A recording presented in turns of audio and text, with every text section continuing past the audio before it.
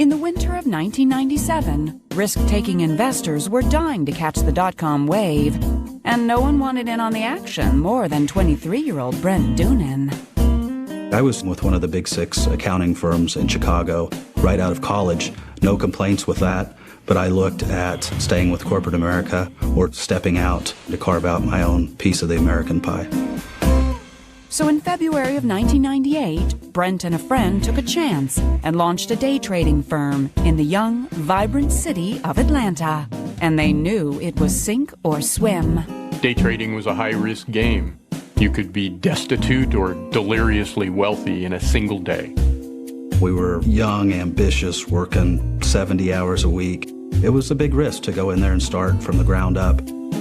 Brent knew he needed traders, good traders, with moxie and money. And one day, the perfect candidate came knocking. A guy named Mark Barton came in and met with me in March of '98. He was a chemist by trade, but he had a lot of trading experience. Called himself a whale, meaning he traded blocks of 3,000 shares at a time, and that he didn't need any training. He was pretty much ready to go. Brent couldn't help but be impressed by Mark. He was a big, happy-go-lucky, jovial, smart guy. He knew how to trade, had plenty of money. He wanted to learn how to use our system, and he wanted to get going. Once he started, he was very, very aggressive. The guys in the office nicknamed him the Rocket because he was always just shooting to go to the sky. One day he netted $106,000 in a single day of trading. Mark seemed to be just what Alltech needed. He also seemed to be a consummate family man. Once the whistle blew, Mark Barton never socialized. We would ask Mark, do you want to go to happy hour with us? And his response was typically, I either have church to go to, I've got Cub Scouts or Boy Scouts with my son. He always found an excuse, and it was typically motivated around his family. So Brent thought it was especially strange when he overheard the guarded phone calls between Mark and his wife. It was the same every day. He would call up, the phone would ring forever. Finally, an answering machine would come on, and he would say, "It's okay, honey, it's me, it's Mark, you can pick up the phone." It almost seemed like Mark was regulating his wife's phone calls. We all have our own quirks. You know, this guy's a great guy. He's handling his gains and losses. He comes in every day with a positive attitude. So he makes his wife wait until she knows that it's him to pick up the phone. I don't really feel as a business owner that I should get into a client's personal life to that level. Brent knew what his priority was. Mark's performance at Alltech, which was top-notch. He wasn't going to take no. He was going to keep going. He was going to shoot for the top, hence the name Rocket. But even an optimistic go-getter has some bad days. His trading had gotten a little bit out of control. And it's one of those things where you get behind a little bit and you try extra hard to make that up. And that's what happened to him. But Mark never made it back up. And before long, he had dipped into company reserves to the tune of 11 grand, forcing Brent to cut him off. I basically told him that he was going to have to make up that difference for us, and that he would have to start with at least another $50,000 if he wanted to continue to trade with us. So Mark left Alltech, but a few weeks later, he came back to make good on his debt. It wasn't long, given his personality, that he gave us the $11,000 back and funded his account with another $50,000 to get started trading again. Brent didn't know where Mark got the funds, but he welcomed his return. Unfortunately, the Rocket was still off course. And within 8 weeks, Mark owed Alltech again, this time more than $30,000. Brent again asked Mark to leave Alltech. Barton said he understood, and maybe it was time for him to get back to work at being a chemist. There were no hard feelings. There was a handshake and a vow that he would be back someday to repay the debt. But 2 months went by with no word from Mark and no payment. Then on July 29, 1999, while Brent was in the conference room holding a meeting, the rocket suddenly appeared. Mark Barton came through the main doors at Alltech a little bit sweaty, and he began waving to get Brent's attention. Mark said, "Come here, come here. You're really going to love this." Smile on his face. I thought he was there to repay the $30,000 that he was in debt to us. I followed him out of the conference room and into my office, where my partner and my secretary were both seated. When he turned around, that happy, jovial look on his face was gone. It was just this straight face with these eyes that just seemed to look right through me. And he said simply, "Today is going to be visual." Today is going to be visual. At that point, Mark crossed his arms like some B-movie bandito, and he pulls out 2 handguns. At first, Brent thought Mark was pranking him. I thought maybe they were cap guns or something, and then I saw the flash muzzle. And he fires point blank at Brent, looking him in the eye the whole time. The first one hit me in the chest, the second one in the arm. I laid there for a couple seconds and was in intense pain.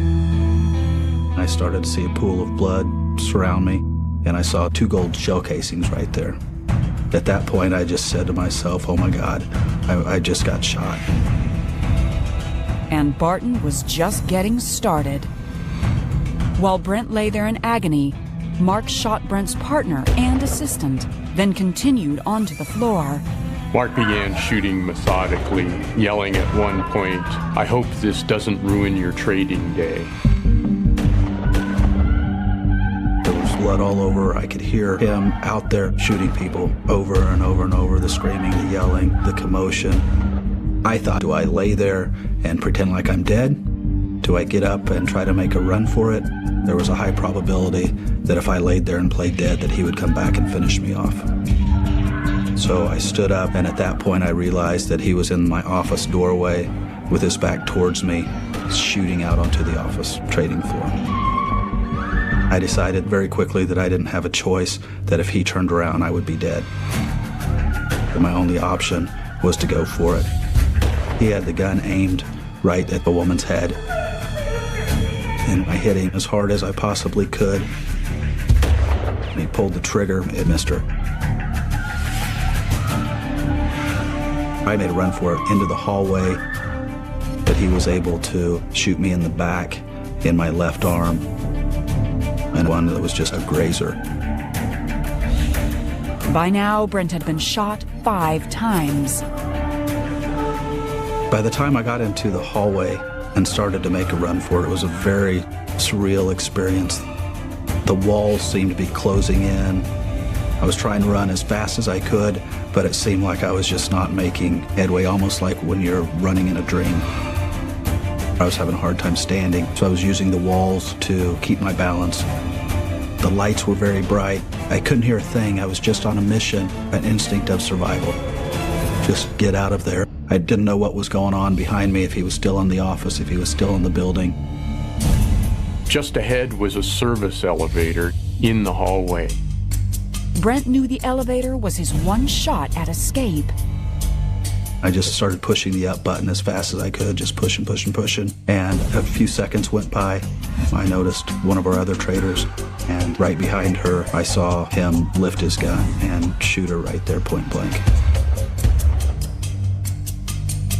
At that point, the service elevator doors open. I jumped in there, started frantically pushing buttons.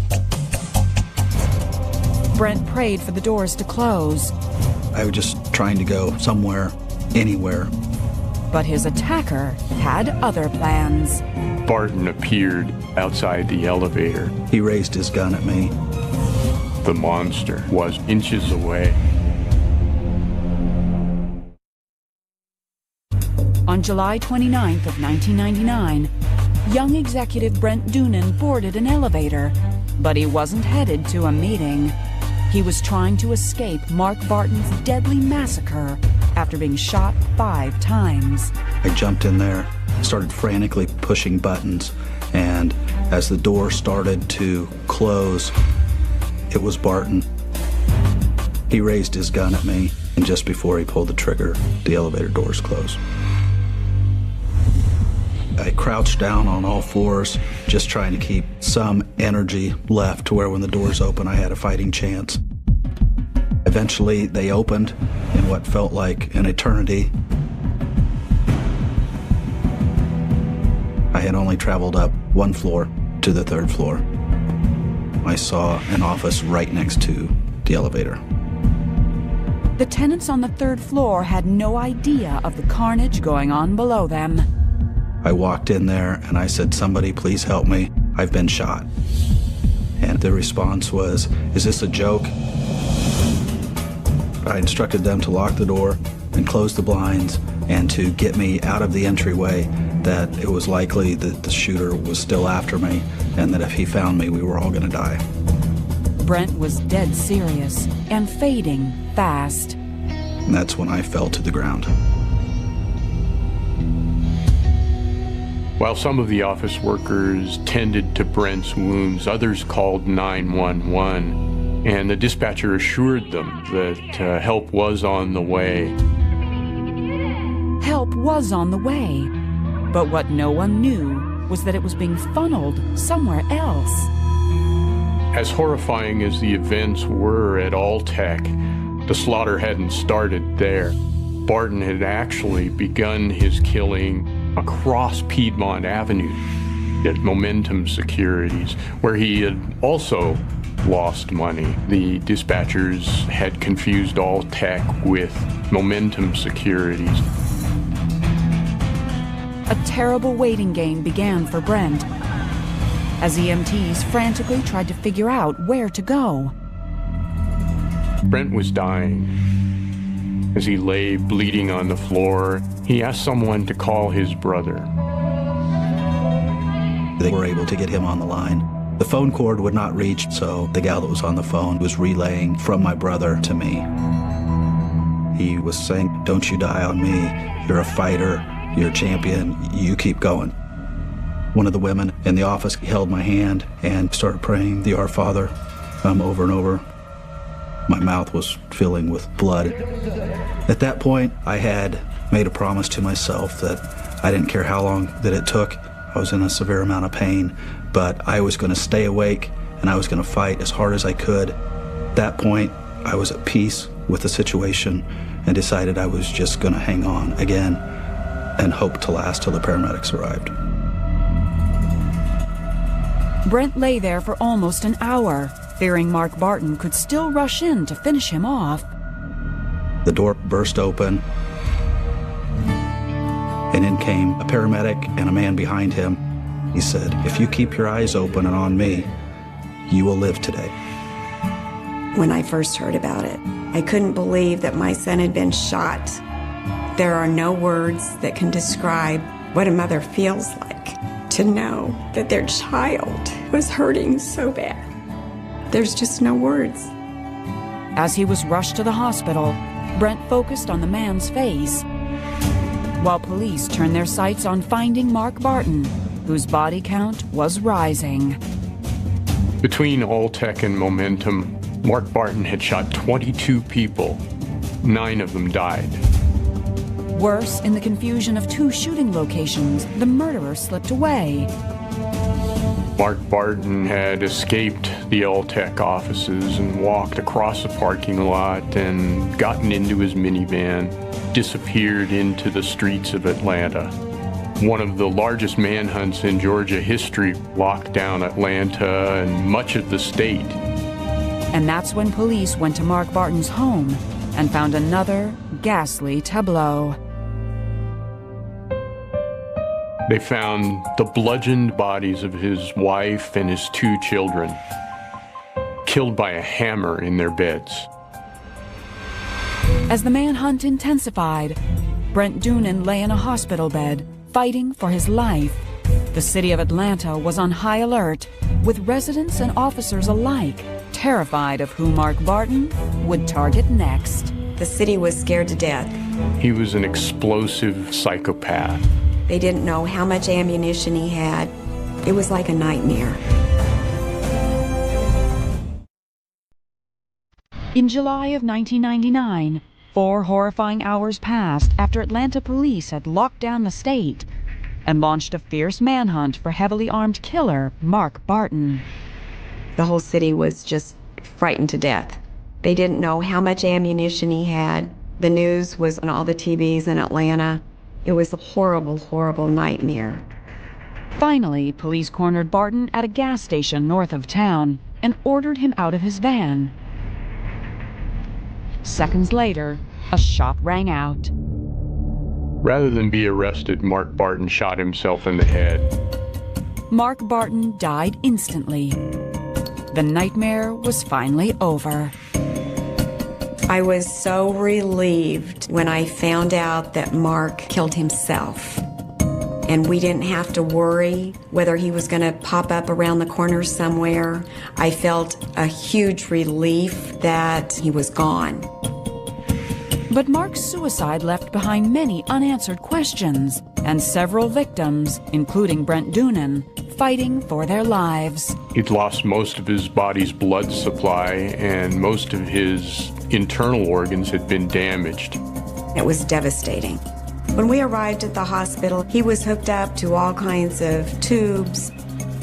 They told us that they didn't think that he would make it through the night.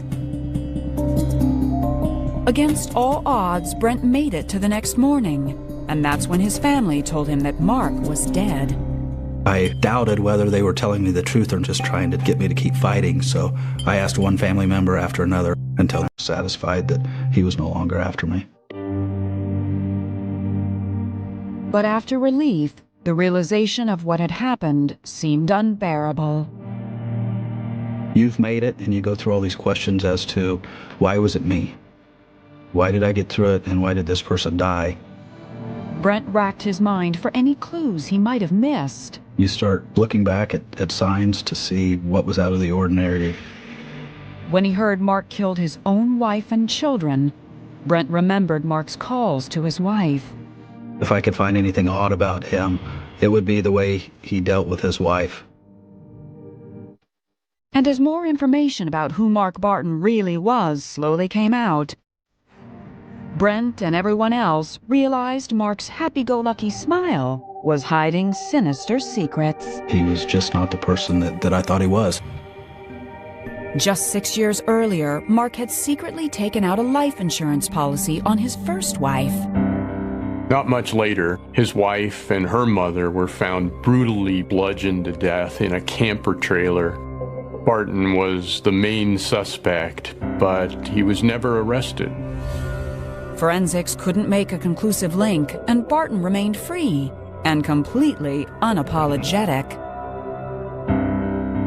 He cashed in on the policy and invested in the stock market. The $150,000 that he had used in day trading was the result of insurance funds from the passing away of his first wife.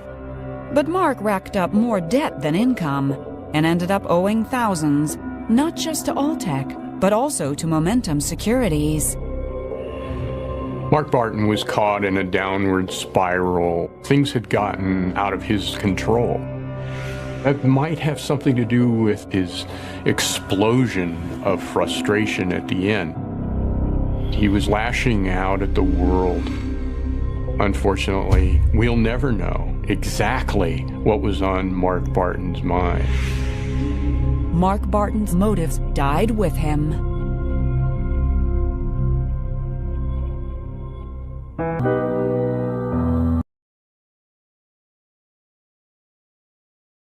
When it came to matters of the heart, Donna Kohler was a bit of a late bloomer.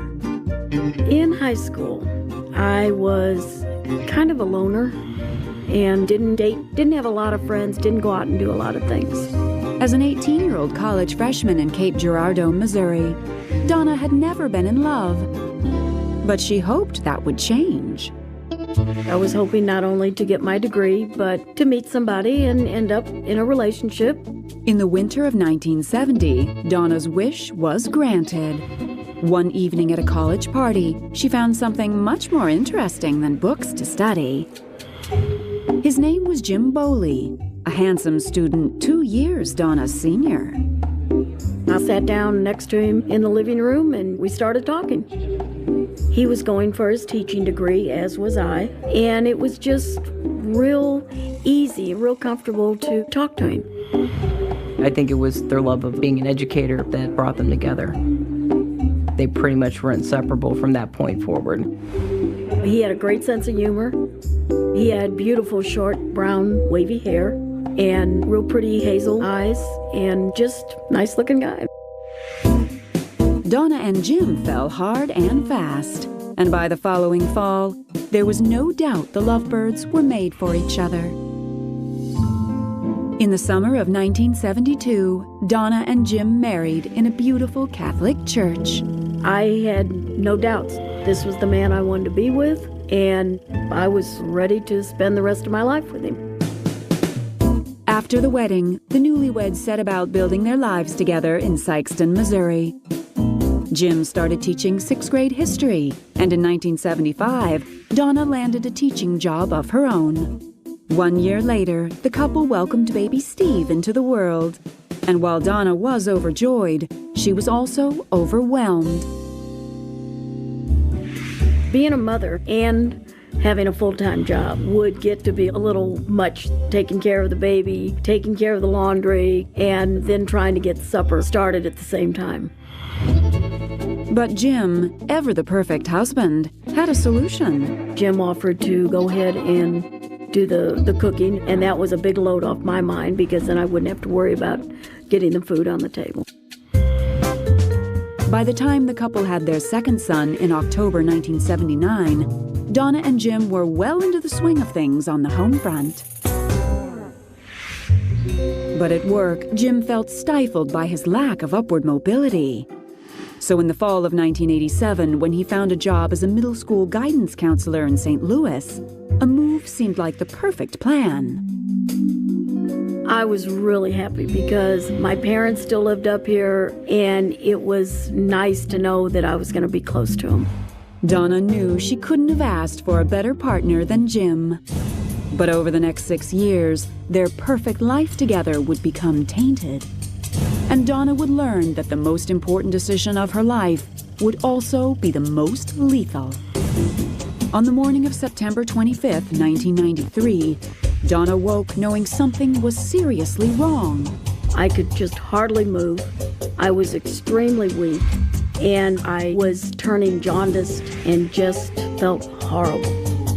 I just really felt like I was dying. Jim rushed Donna to the hospital. Jim brought a wheelchair out, and I got into the wheelchair, and the last thing I remember was going through the hospital doors. Everyone knew that Donna's situation was grave, but no one realized that things were about to get even worse. Something was not right. I was scared. At that point, my whole life fell apart.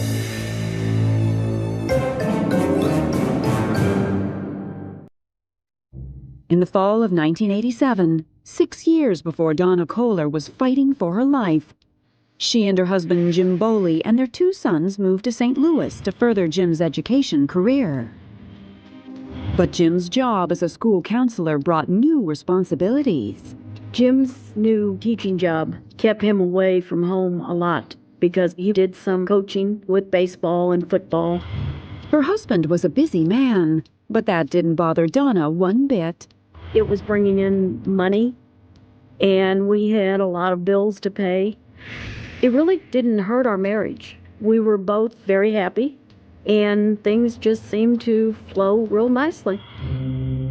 In fact, as Jim turned 40, Donna noticed that he seemed friskier than ever. He started to let his hair grow longer. He went out and bought colored underwear and bought a sports car convertible. I didn't know if it was the midlife crisis or what it was, but I was enjoying it. But there was something Donna wasn't enjoying. In the summer of 1991, her health started going downhill. I thought I was coming down with a sinus infection. My stomach just didn't feel good. Then it progressed to where I was having stomach cramps and throwing up, and I just didn't know what was going on. I first went to my regular doctor, and he gave me antibiotics. When antibiotics didn't help, doctors concluded irritable bowel syndrome might be causing Donna's debilitating stomach pain. When my doctor gave me a diagnosis, I felt relieved. And I thought, okay, we've got a name to what I have. We've got pills to help me. I can work with this. And Jim was the perfect nurse when the pain was at its worst. Jim would be very attentive. He would always want to try to fix me something to eat that I could keep down, and was always taking care of me. He would prepare all her food for her and all her meals. And whenever she would be in a lot of pain, he would say, "Oh, sweetie, I'm sorry that you feel so bad. Let me go make you something to eat." As the school year wound down, it seemed Donna's symptoms did too. Until the summer of 1992, when Donna became ill once again while gearing up for a new school year. My symptoms had come back even stronger. So I went to my gynecologist to see if maybe there was something else going on that I didn't know about. And sure enough, Donna's gynecologist found a large cyst on one of her ovaries. He recommended surgery to remove it, and Donna scheduled the procedure. But she found herself in the hospital sooner than planned. Right before I was supposed to have the surgery, I got seriously ill. My fever spiked to 105. I got delirious.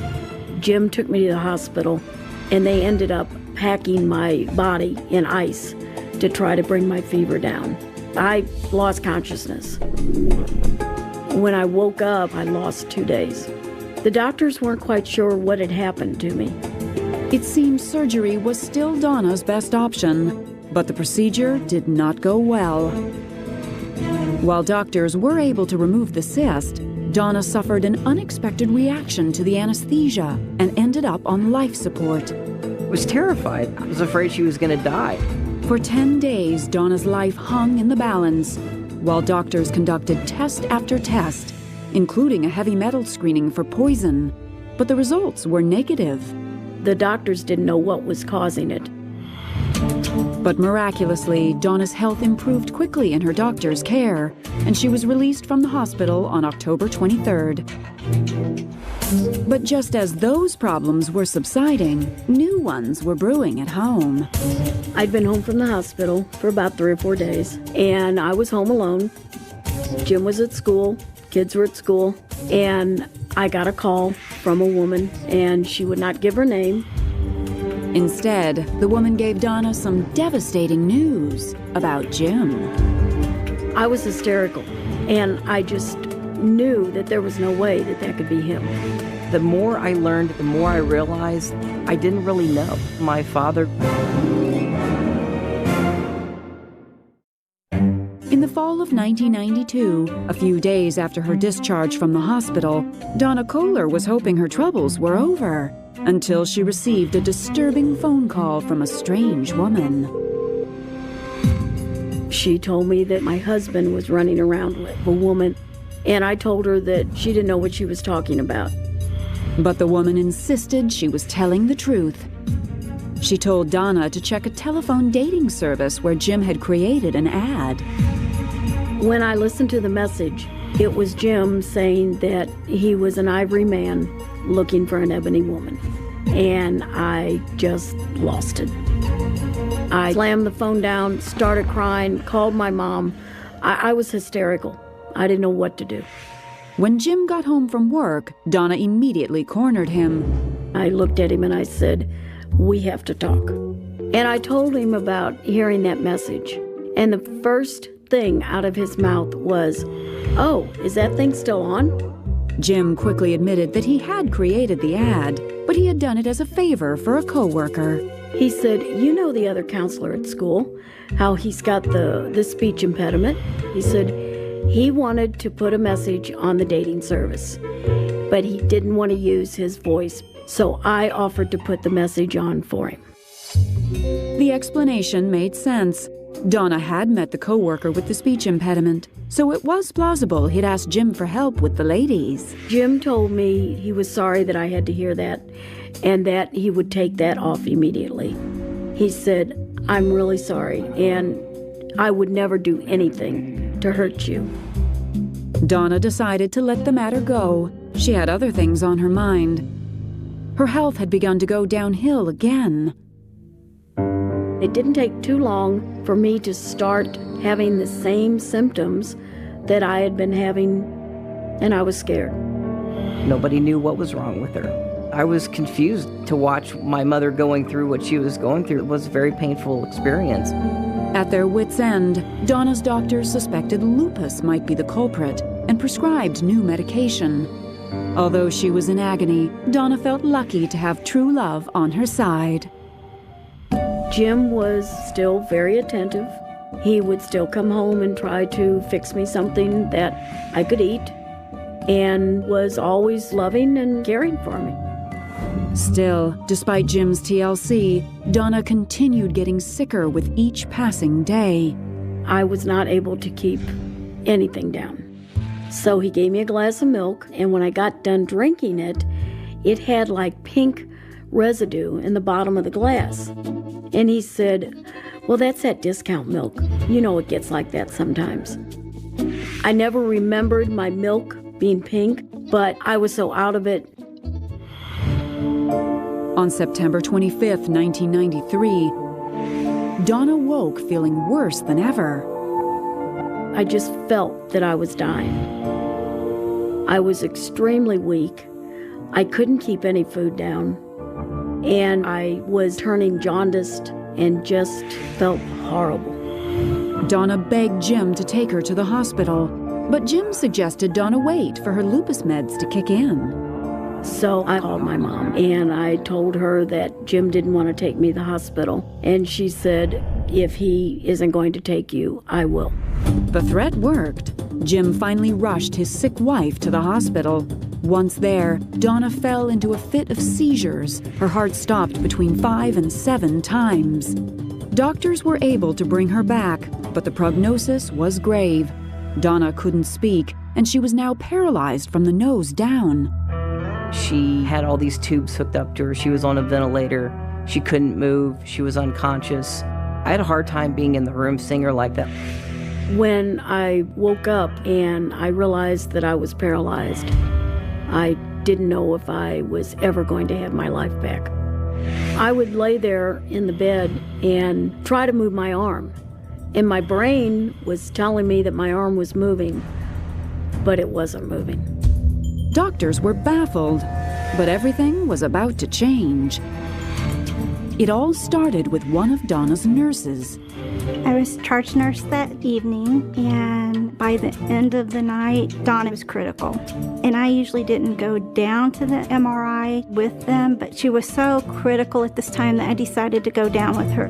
While Donna waited on a gurney in the hallway, Juanita went back to Donna's hospital room for her chart. Jim was in the room. He was talking on the phone. And what Juanita overheard him say was jaw-dropping. I was shocked. I remember standing there, did I really hear that? I figured there were 2 options available. One's attempted suicide, or 2, attempted murder.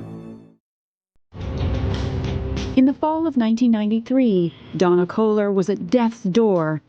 The situation was dire, and doctors had no idea what was wrong with her. Until one day that September, when an attentive nurse overheard a shocking phone call.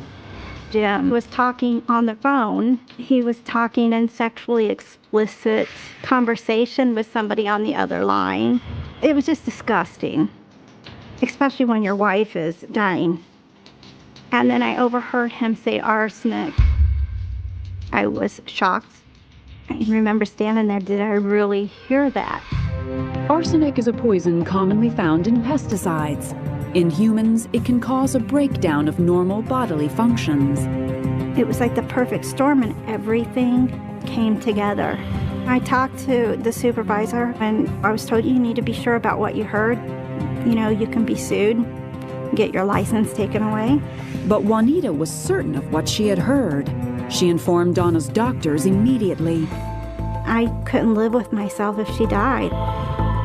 Doctors quickly issued another heavy metal screening, this time from Donna's hair. and the results were staggering. It was like 7 to 10 times the lethal amount of arsenic that was eventually found in our system. Doctors moved Donna to a secure section of the hospital and immediately called the police. The hospital told me that Donna was paralyzed from the neck down and not able to speak. So I figured there were 2 options available. 1, attempted suicide, or 2, attempted murder. Police were able to question Donna using a letterboard where she blinked 1 letter at a time. She started crying and was very upset, and that's when she told me that she thought Jim was involved, that he had given her milk with a pink residue in it.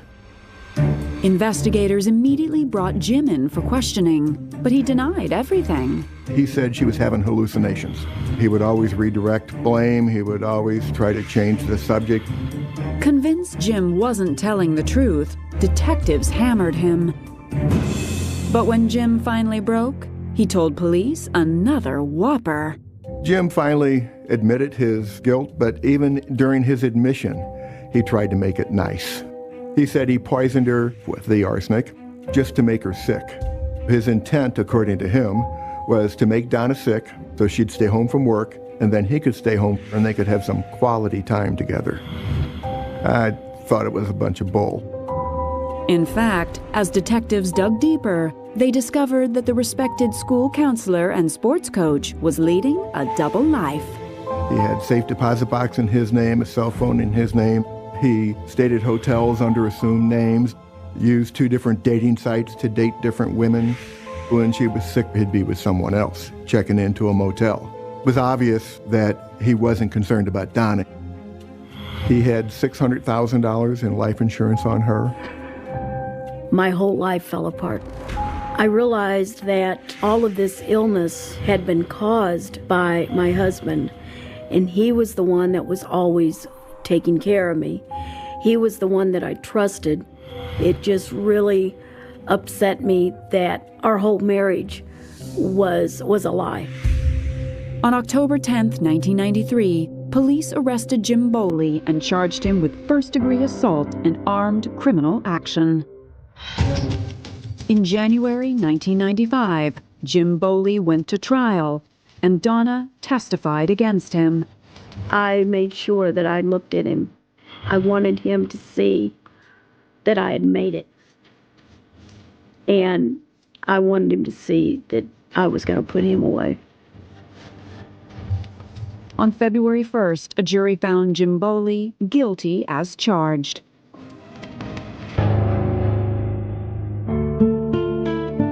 He received 2 consecutive life sentences.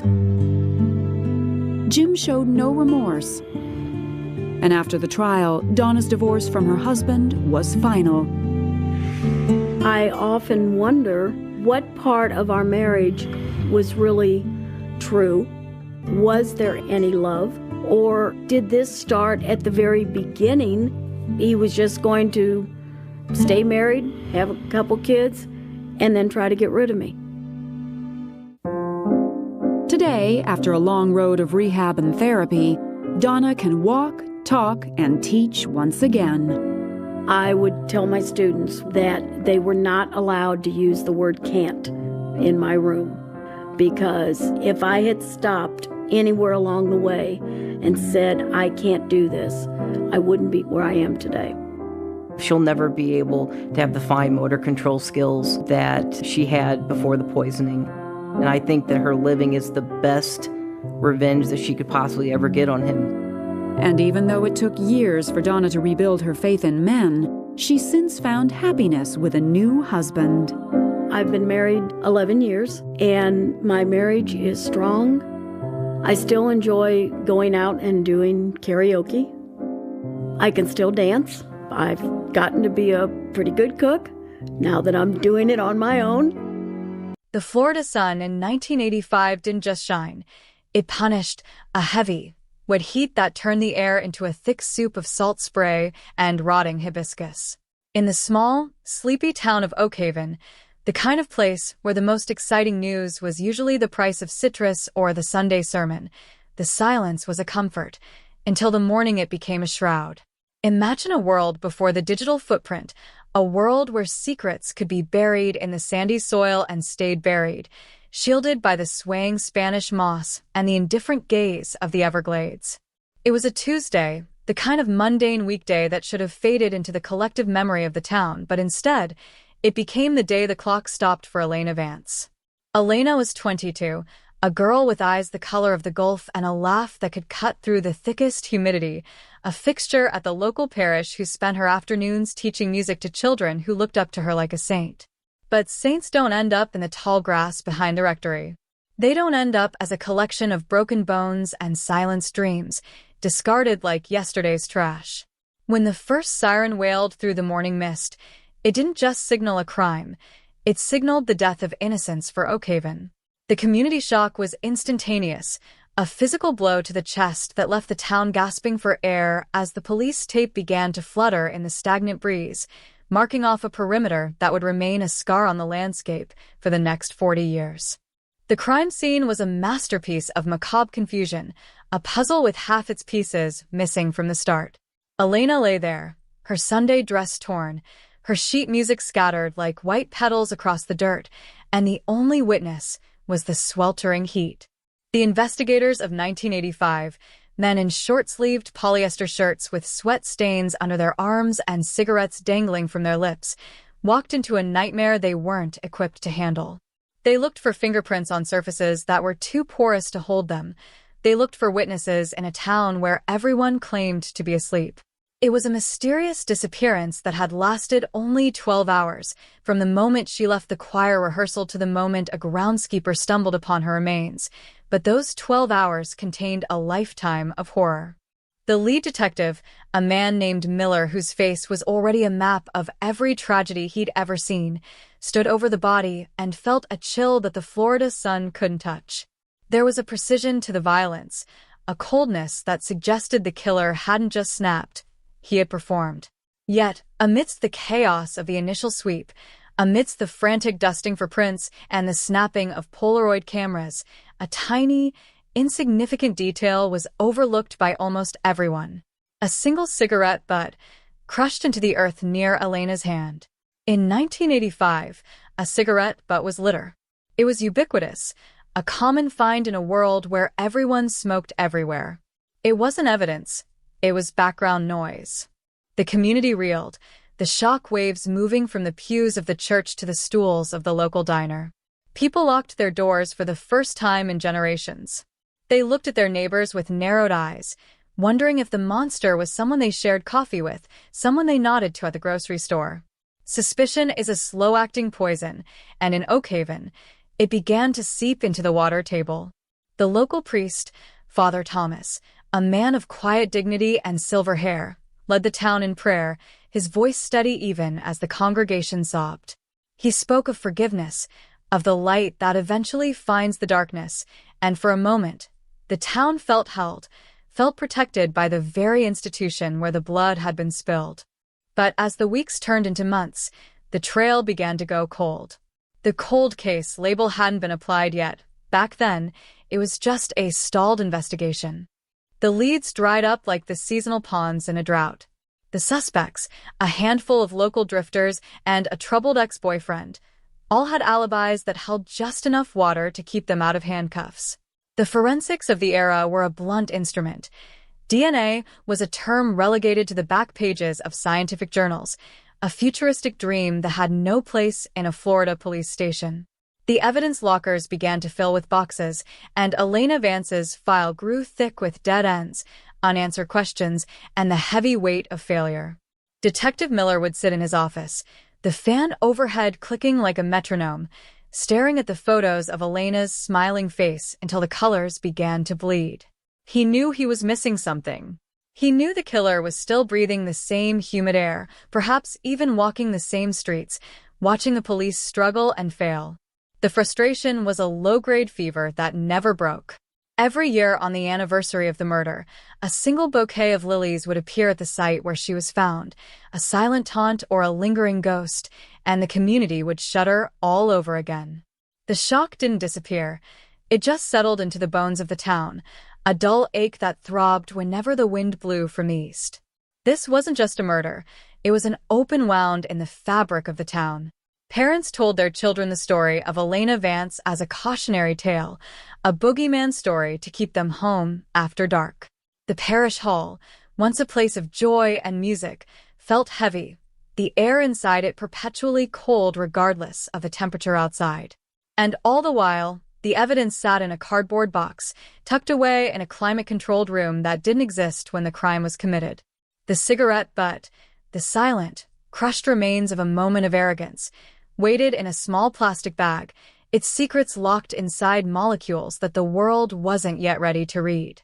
As the 80s bled into the 90s, the world changed.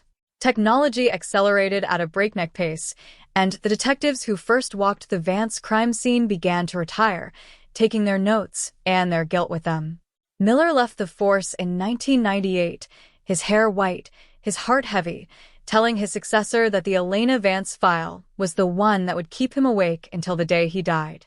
He spoke of the strange clue that never led anywhere, the feeling that the killer was someone who knew the rhythms of the town, someone who wasn't a stranger at all, but a predator hiding in plain sight, protected by the very robes of respectability.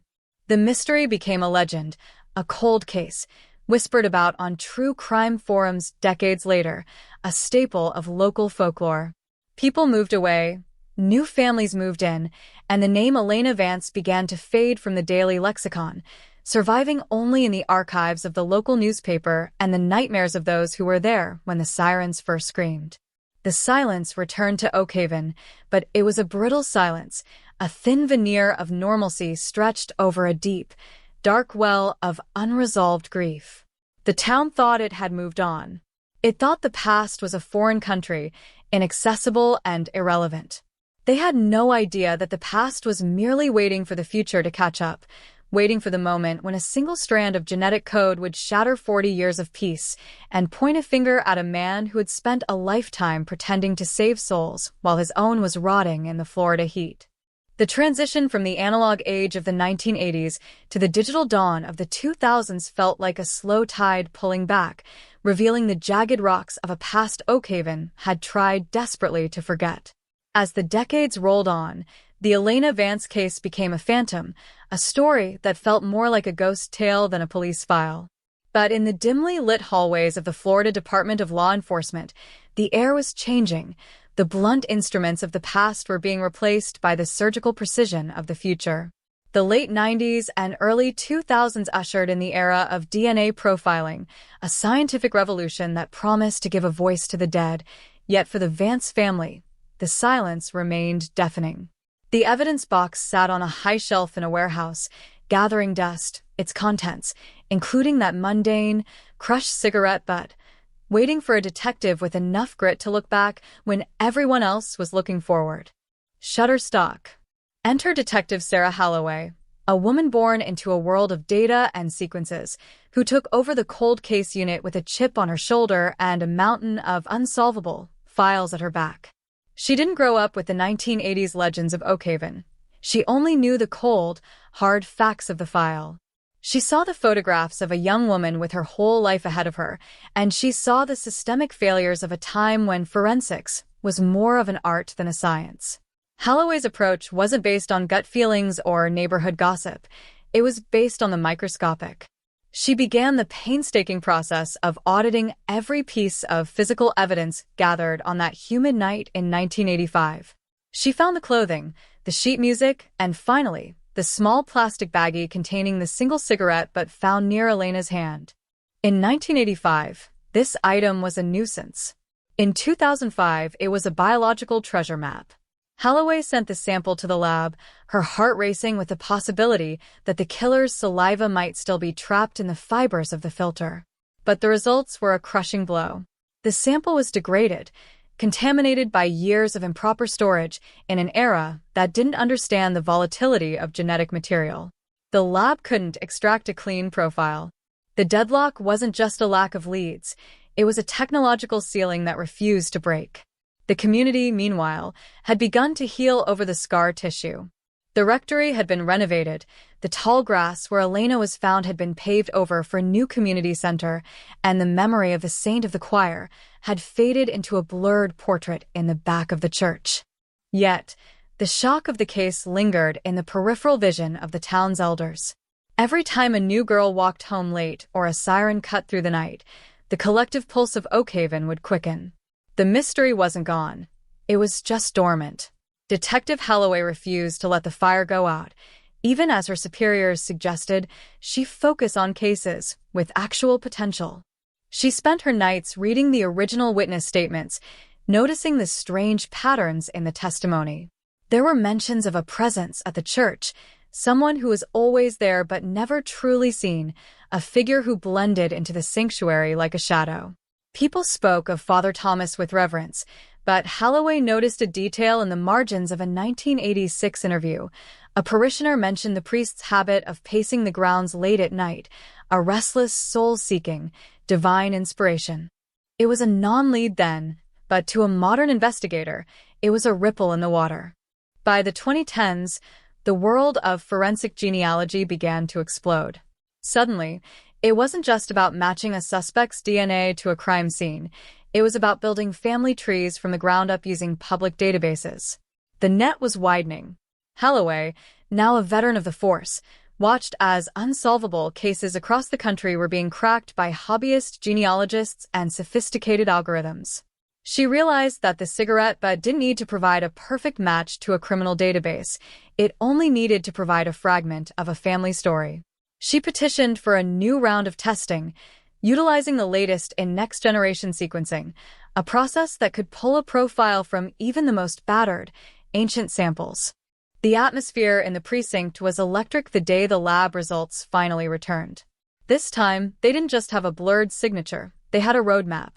The DNA on the cigarette belonged to a male, and through the miracle of genetic genealogy, the lab had found a partial match in a distant cousin living in Georgia. The web began to spin.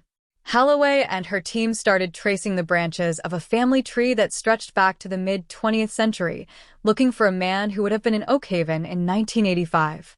They mapped out the brothers, the uncles, and the sons, crossing off names as they went. Some were dead, some were in prison, some had never set foot in Florida. But then, a name emerged that stopped Holloway's breath. A name that didn't belong on a list of murderers. It was a name synonymous with peace, with the very fabric of the Oakhaven community. The family tree led directly to a man who had spent his entire life in the service of the church. As the investigators stared at the digital map on the screen, the pieces of the 1985 puzzle began to shift and click into place with a terrifying velocity. The presence in the rectory, the late-night pacing, the man who had led the town in prayer over Elena's very casket. The suspicion didn't just fall on a stranger. It fell on a pillar of the community. The investigation moved into a clandestine phase. They couldn't just arrest a man of God based on a distant cousin's DNA and a 40-year-old cigarette. They needed a direct hit. They needed a fresh sample. The team began a high-stakes surveillance operation, following a now-retired, elderly man through the twilight of his life. They watched him at the grocery store. They watched him at the park, waiting for a single moment of carelessness. They watched as he sat on a bench, looking every bit the grandfatherly figure the town adored, a man who had heard the confessions of thousands while harboring a secret that would incinerate his legacy. The tension was unbearable. The detectives knew they were sitting on a powder keg. If they were wrong, they would destroy a man's life and the reputation of the church. If they were right, they were looking at one of the most prolific betrayals in the history of the state. The community remained oblivious, still mourning the Elena Vance of their youth, never imagining that the monster they feared was the one who had offered them the bread and the wine. Then it happened.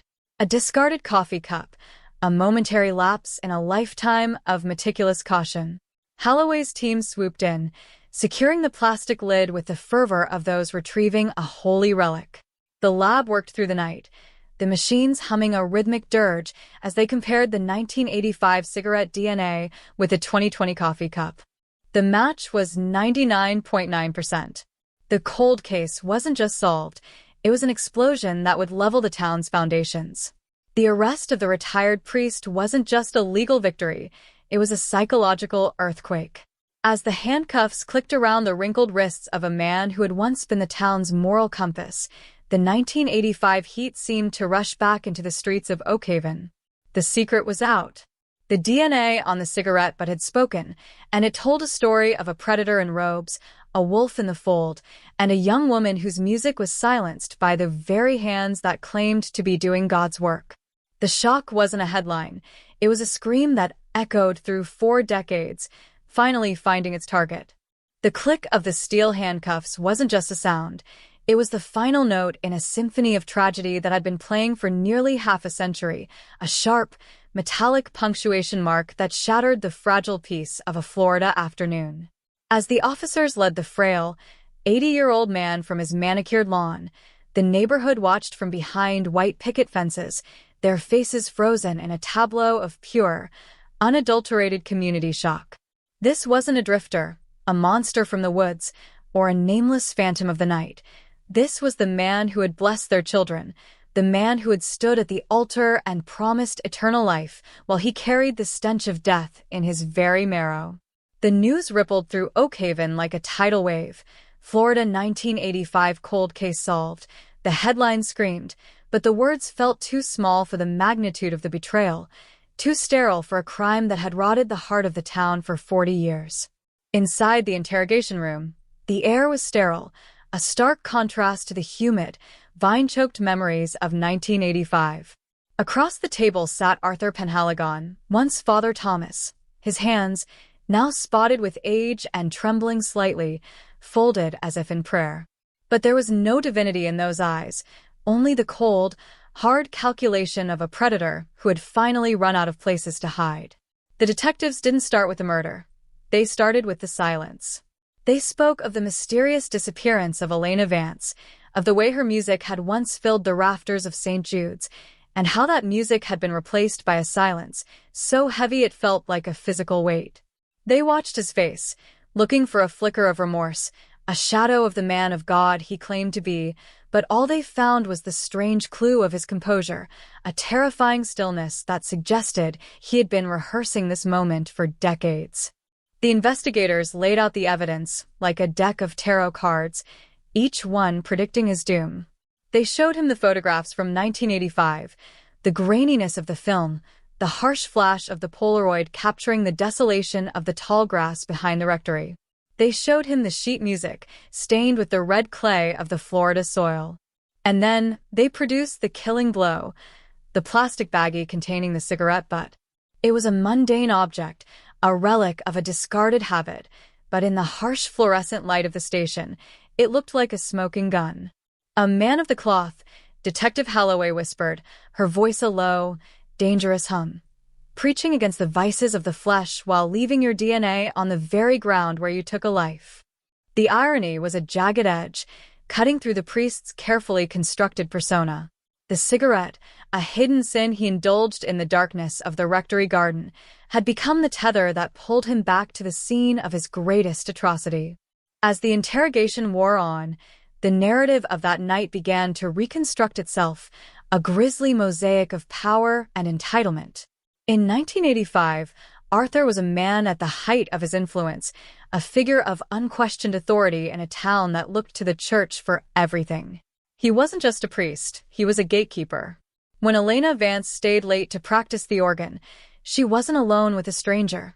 She was alone with a protector. Or so she thought. The script of the crime was written in the language of a chilling detail. The way the killer had used his knowledge of the church grounds, the way he knew exactly which gates were left unlocked, and how he had used the very sanctity of his office as a shield. The community hadn't just been haunted by a killer, they had been led by one. Every confession he had heard, every marriage he had performed, every funeral he had presided over was a mockery, a performance by a man who knew exactly where the bodies were buried because he had put them there himself. Outside the station walls, the town was falling apart. The older generation, those who remembered Elena's laugh and the way the sun hit the stained glass during her solos, felt a visceral, sickening realization. They looked back at the photos of the search parties, seeing Arthur in the background, offering water to the volunteers, placing a comforting hand on the shoulders of Elena's grieving parents. The strange clue was his presence itself. He was always there, hidden in plain sight, the ultimate wolf in sheep's clothing. The betrayal wasn't just personal, it was institutional. How many times had he walked past that spot behind the rectory? How many times had he looked at the lilies left by the townspeople and felt the secret thrill of the unpunished? The cold case wasn't a file in a drawer. It was a living, breathing lie that had walked among them for 40 years, eating at their tables and baptizing their newborns.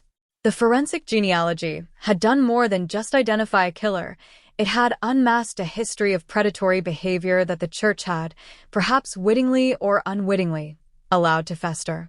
As the news broke, other voices began to emerge from the shadows, whispers of inappropriate touches, of a priest who was too close to the youth choir, of complaints that had been buried in the bureaucratic depths of the diocese. The 1985 murder was the climax of a career of darkness, a moment where his compulsions finally boiled over into lethal violence.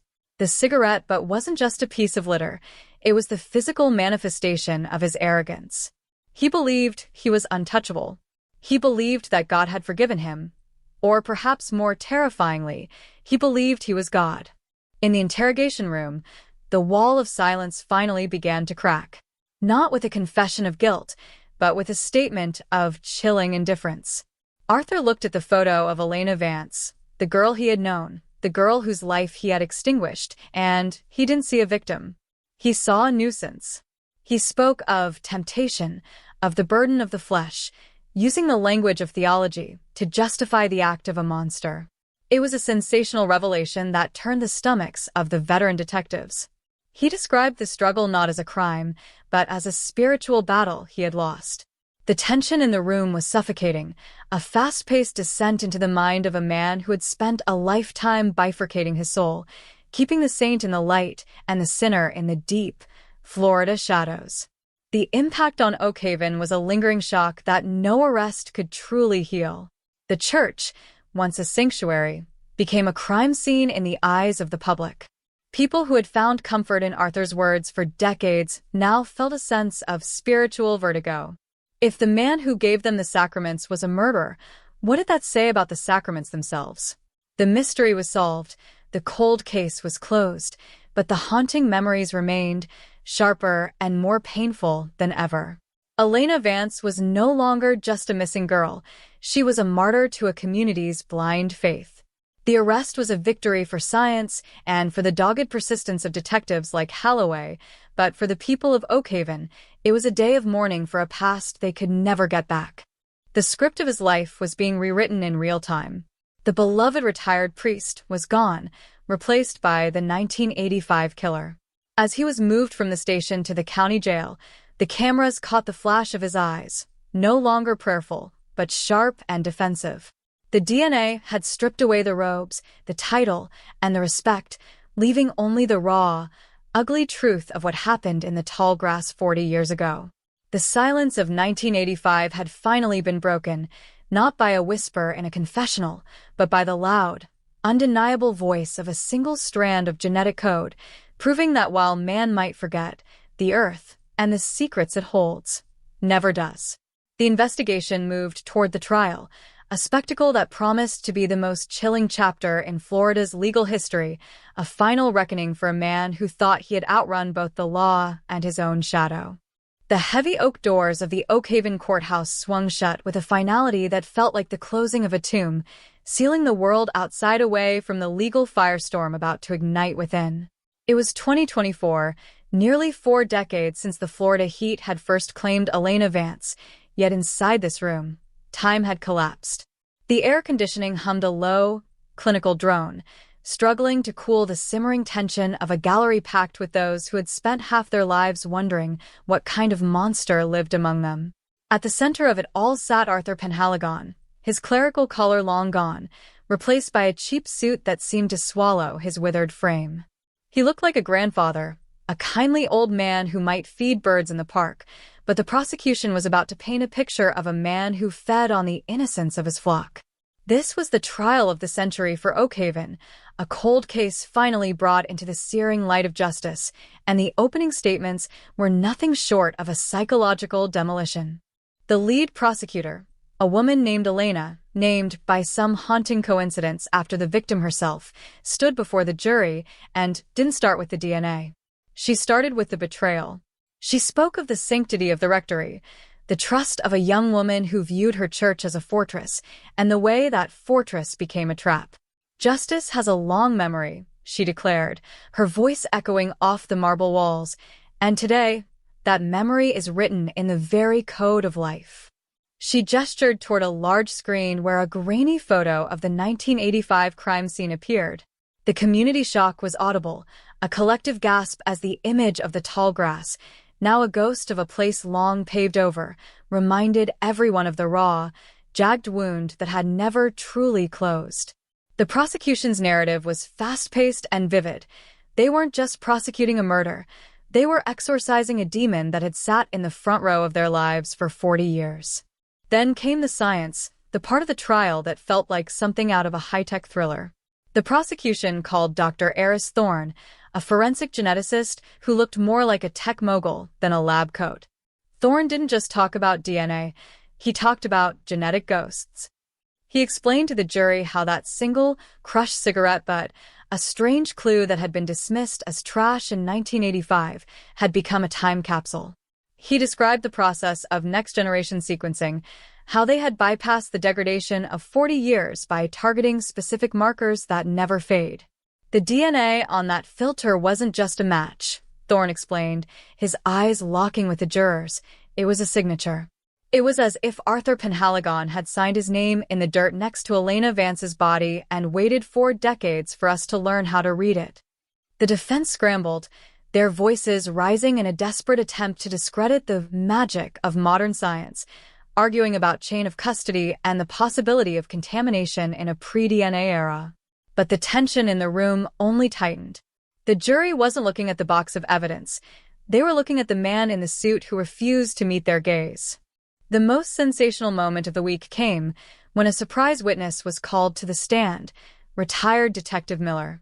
Now in his 80s, leaning heavily on a cane, the man who had first walked into the tall grass in 1985 looked like he had stepped out of a black and white film into a Technicolor nightmare. His voice was a gravelly whisper, but it carried the weight of every sleepless night he'd endured since the case went cold. He spoke of the feeling he had back then, a sense that the killer was watching him, a shadow that always seemed to be just out of reach. "I saw him," Miller said, pointing a trembling finger at Penhaligon. "I saw him at the vigil. He held the mother's hand. He prayed for the soul of the girl he had just slaughtered. I didn't have the proof then, but I had the truth." The defense objected fiercely, calling it hearsay and emotional manipulation, but the damage was done. The chilling detail of the priest's proximity to the grieving family sent a shiver through the gallery that no air conditioning could produce. The trial then delved into the lost years, the decades between the crime and the arrest. The prosecution meticulously tracked Penhaligon's movements, showing how he had used his position to move from parish to parish whenever the whispers got too loud or the shadows got too close. They presented a map of his career that looked like a predator's hunting ground, a trail of broken trust and quiet settlements that had been buried by the institution he served. The mysterious disappearance of Elena Vance was just the beginning. She was the one who didn't get away, the one whose death forced the world to finally look at the man behind the mask. The audience listened in a state of lingering shock, realizing that the good man they knew was a carefully constructed fiction, a mask worn so tightly it had almost become real. As the first week of the trial drew to a close, the focus shifted back to the victim. The prosecution played a recording of Elena Vance practicing the organ, a tape found in her home after her death. The haunting, ethereal notes of a Bach cantata filled the courtroom, a voice from the grave that seemed to demand an accounting. It was a moment of pure, cinematic gravity. The music wasn't just background.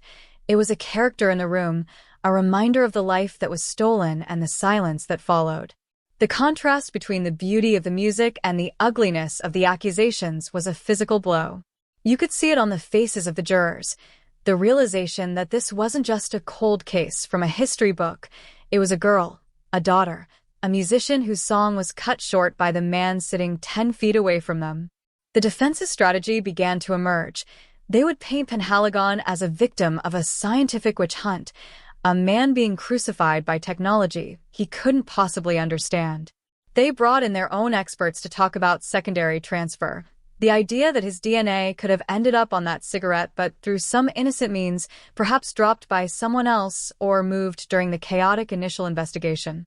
But the logic was thin, a flickering candle against the hurricane of the prosecution's evidence.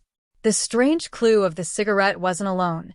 The prosecution teased that more biological evidence had been found on Elena's clothing, items that had been vacuum-sealed for 40 years, waiting for this exact moment. The tension was a living thing, a coiled spring ready to snap as the world waited for the next revelation. Every evening, the news broadcasts would lead with the latest from the Oak Haven courthouse, the anchor's voice grave as they recounted the shocking testimony and the unmasking of a monster. The community was paralyzed, torn between the desire for closure and the horror of what that closure meant. The local church, St. Jude's, stood empty, its doors locked as the diocese scrambled to handle the PR nightmare and the spiritual fallout. The trial wasn't just about one man. It was about the death of an era of unquestioned authority. The community shock had evolved into a deep, soul-searching anger. They wanted blood, but more than that, they wanted the truth, the kind of truth that only a 40-year-old cigarette and a team of relentless detectives could provide. The segment concluded with a shot of the courthouse at sunset, the long shadows stretching across the lawn like the fingers of the past reaching into the present. The narrator's voice dropped to a low, rhythmic cadence, emphasizing the stakes. This wasn't just a legal proceeding. It was a battle for the soul of Oak Haven. As the lights in the courtroom dimmed for the weekend, the image of Elena Vance's smiling face remained on the screen, a silent sentinel watching over the proceedings. The cold case was no longer cold.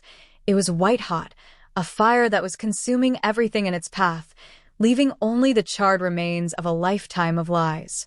The ghost of 1985 had finally come home to collect its due, and no amount of prayer or penance could stop the coming storm. The courtroom air was no longer just stagnant. It was thick with the scent of old paper, polished wood, and the bitter electricity of a fight for survival. As the defense rose to begin their counterattack, the cinematic narrative of the cold case shifted from a march of scientific certainty to a labyrinth of shadows and doubt. Marcus Thorne, a defense attorney with a voice like velvet-covered gravel, stood before the jury, not to argue that his client was a saint, but to argue that the science was a liar. He paced the floor, his eyes never leaving the jurors, weaving a tale of a rushed investigation and a desperate need for a scapegoat. He called the DNA evidence on that cigarette but a mirage of modernity, a tiny, fragile speck of biological data that had been tossed around in unventilated evidence lockers for 4 decades. The community shock was palpable as he painted a picture of 1980s police work that was more Keystone Cops than CSI, describing a chaotic scene where evidence was touched by unloved hands and stored in cardboard boxes that leaked the very history they were meant to preserve. Thorne's strategy was surgical. He didn't need to prove Arthur Penhaligon was innocent. He only needed to prove that the cigarette wasn't a smoking gun. He brought in his own experts, men with graying temples and long resumes, who spoke of background DNA and the ubiquity of smoke. They argued that in 1985, everyone smoked everywhere, in the halls, in the pews, even in the precinct. Could a cigarette but have been kicked? Could it have been carried on the sole of a detective's shoe from the parking lot to the tall grass? This strange clue was suddenly under a microscope of skepticism. The tension in the room ratcheted up as the prosecution's 99.9% match was framed not as a biological fact, but as a statistical probability prone to human error. The fast-paced rhythm of the trial slowed to a crawl, a deliberate move by the defense to let the weight of uncertainty sink into the jury's minds, making the 1985 murder feel less like a solved mystery and more like a fragmented dream. But then, the atmosphere shifted. The defense's technical wall was hit by a wave of human memory, the silent witnesses who had been waiting in the wings of history for 40 years. The prosecution called Miriam Gable, the former rectory housekeeper, a woman who had been a ghost in the case files since the original mysterious disappearance. In 1985, she was a young immigrant, terrified of the man who held her employment and her status in his hands. Now, she was an old woman with nothing left to lose. Her testimony was a chilling detail that no DNA expert could provide. She spoke of the night Elena Vance vanished, describing the way Father Thomas had returned to the rectory late, his boots caked in the black, mucky soil of the Florida swamp, the same soil found on Elena's dress. She spoke of the smell of tobacco on his breath, a secret habit he hid from the parish, but couldn't hide from the woman who washed his linens. "He told me it was the dirt of the world he was washing off," she whispered, her voice trembling but certain. "He told me to pray for the souls lost in the dark, and I realized he was talking about himself." The courtroom was so quiet you could hear the tick of the wall clock, a rhythmic reminder that time was finally running out. The defense tried to shred her credibility, calling her a disgruntled former employee with a faded memory, but the conviction in her eyes was a weapon the jury couldn't ignore. She wasn't talking about alleles or sequences. She was talking about the man she had seen in the shadows. The lingering shock hit the gallery again as they realized that this strange clue of the cigarette but was corroborated by the living memory of a woman who had been too afraid to speak when it mattered most. The narrative of the beloved priest was being dismantled brick by brick, replaced by the reality of a man who used his power to silence the vulnerable, both in life and in death. Outside the courthouse, the media circus had reached a fever pitch. Protesters held signs that read "Justice for Elena" and "The robes can't hide the rot." The rift in Oak Haven had deepened.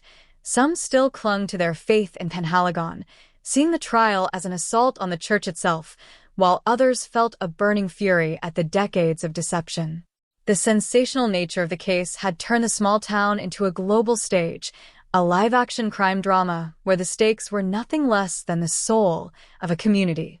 Inside the walls, the defendant sat like a statue, his face a mask of practiced indifference. But behind that mask, the pressure was mounting.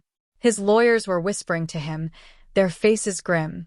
The prosecution had one more card to play, a psychological evaluation from 1989 that had been lost in the church archives, a document that hinted at a man struggling with dark compulsions and a fixation on the youth under his care. The trial reached a crossroads, the moment of the defendant's choice. In a cinematic voiceover, the narrator's tone would drop, emphasizing the gravity of the decision. Penhaligon could remain silent, clinging to the defense's technicalities and the hope that the jury would find a shadow of a doubt. Or he could take the stand. The rumors began to swirl through the hallways. Would he speak? Would the man of God finally offer a confession? Or would he go to his grave with the secrets of 1985 locked behind his teeth? The tension was a living thing, a coiled snake in the center of the courtroom. The prosecution's final witness of the week was a forensic psychologist who described the dual-life syndrome of high-functioning predators, explaining how a man could give a sermon on Sunday and commit a murder on Tuesday without a flicker of outward guilt. It was a sensational analysis that made the gallery look at the old man in the suit and see not a grandfather, but a predator who had mastered the art of the disguise. As the sun began to set on the fourth day of testimony, casting long, orange shadows across the jury box, the lead prosecutor asked for a final motion. She wanted the jury to visit the site, not the paved community center that stood there now, but a recreated digital map of the 1985 rectory grounds. She wanted them to see where the cigarette was found in relation to the body, to see the path the killer took through the tall grass. The defense fought it, calling it prejudicial theater. But the judge, a man who had seen 40 years of Florida justice, leaned forward and granted the motion. The cold case was no longer a matter of files and photos. It was becoming a physical reality again. The memories were being forced into the present, dragging the 1985 heat with them. The segment ends with a lingering shot of Arthur Penhaligon. For the first time, his eyes flickered. He looked toward the back of the room, toward the empty pews where Elena Vance's family should have been sitting, had they not all passed away before this day arrived. The silence in the room was a haunting echo of the silence he had imposed on the town for 4 decades. The narrator's voice would rise in a final, tense crescendo. The science had spoken. The witnesses had emerged from the shadows. And now, the man who had played God for a lifetime was about to find out that even the most powerful robes cannot shield a man from the truth of his own DNA. The stage was set for the final act, a reckoning that would either see a man walk free on a technicality or see a 40-year-old mystery finally laid to rest in a prison cell. The community shock was no longer a reaction. It was a permanent state of being, a collective breath held as the world waited for the verdict that would change Oakhaven forever. The hush that descended upon the Oakhaven courtroom when the defense called Arthur Penhaligon to the stand was not merely a silence. It was a vacuum, a sudden, violent withdrawal of air that left every spectator gasping. This was the moment the community shock reached its zenith. The man who had spent 40 years dispensing the word of God was now forced to offer his own.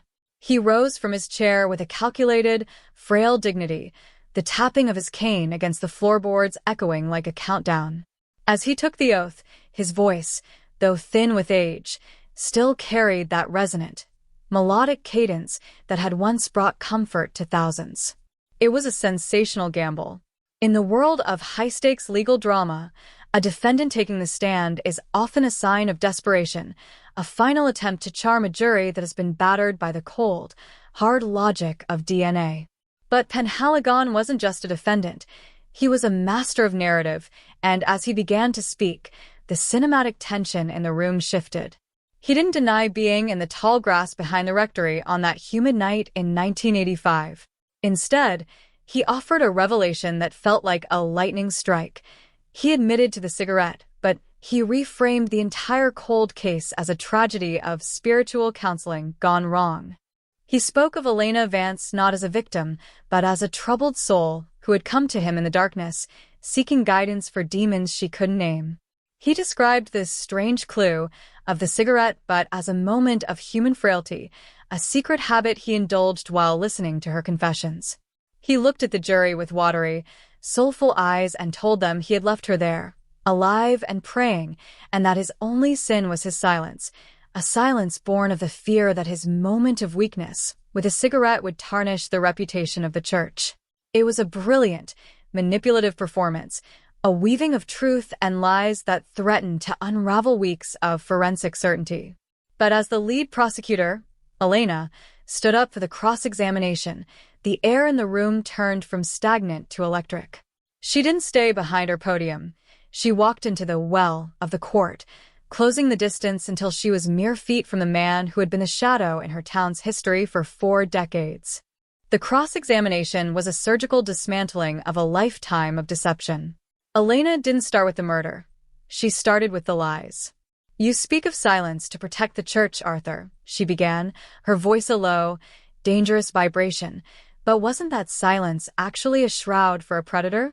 She produced a new piece of evidence, a detail that had been buried in the 1985 files, a private journal belonging to Elena Vance, recovered from her bedside table, but never fully understood until now.